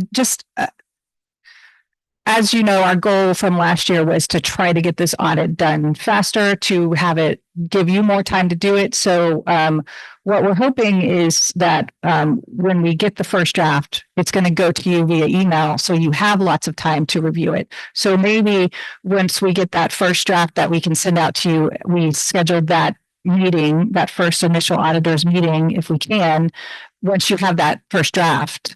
And then you can talk through it with them and or whoever it is you need to do that. And so that when we get to the board meeting, you're maybe ready to actually approve it. If not, we'll work through that. But that's maybe possibly a good timeline. Yeah, I think the board's interested in meeting with them as a whole prior to that. And we can do a Zoom or something. I don't know if they're ever in the county, Probably more but convenient. if not, then we can Yeah, do a but Zoom. They'll have to be virtual. They're not in Yeah. county. That's fine. Prior So to I to can, the audit being done. I mean, Well- the first draft. yes. Yeah. Okay. So I can, if you can provide the information, emails or phone numbers, and then I'll set that up. Can do that. Are you willing to want me in on it as part of my side, or is it just you? Do we need Belinda there or the director? Sure. No, this is more of an introduction. I think if there are technical questions, that'll probably come after the draft. Yeah. So we're going to try to establish a more structured process for this. We're a little behind the curve this year, but we're going to catch up and then set up a structured process for next year that can be followed. So, all right. Thank you. Partially to provide you that support that you did not have in previous years where they kind of dragged their feet and didn't get it to you in the right timing. Always been. It's a matter of the accountants and the auditors working together, as well as us trying to make sure that all the numbers, it's not necessarily the accountants getting it in late, it's all of those pieces coming together. So just as a history, our accountants, we love them, but in April, in February, January, February, March, and April, they're doing taxes. And so they always get behind on our quarterly. So they're generally coming in and doing the third and fourth quarters kind of late. And so they're trying to catch up as as June 30th is occurring, and then also doing all of the other reports that happen at the end of the year, other than just the quarterly reports. And then also there's all the reports. It takes several weeks into July before I even have all of my bills for fiscal year. So I don't want to blame the auditors on that at all. It's a combination of things that occur for that. But yes, I do understand what you're saying. Yep.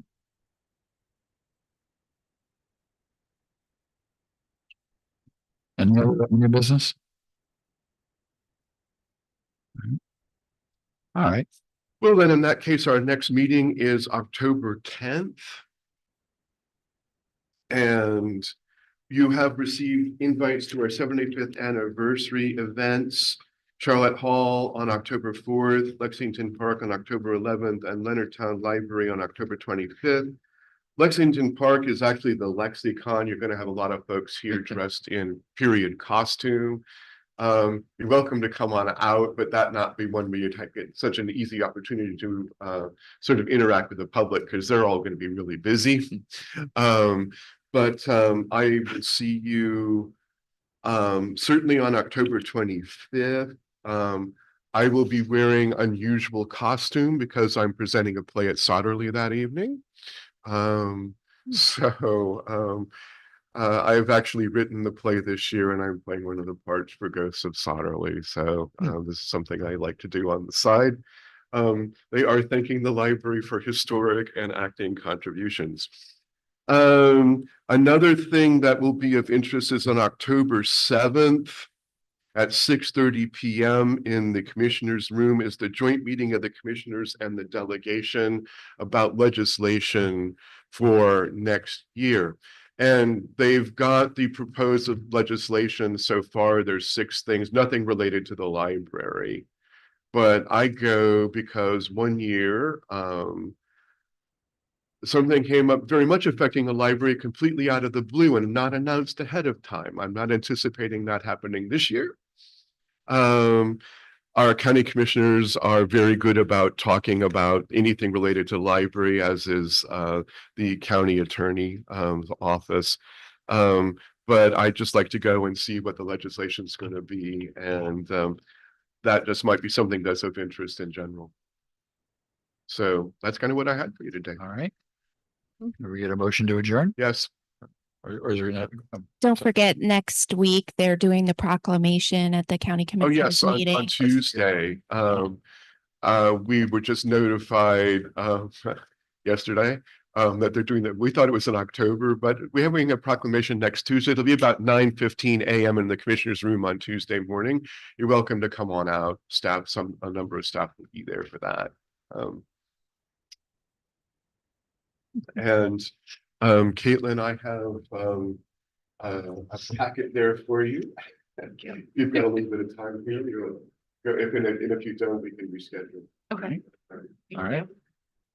Good to see everybody. Thank you. All right. We get a motion to adjourn? Later. Yes, you can do Second. that. Oh, I will make a motion to adjourn. Second. All those in favor? Aye.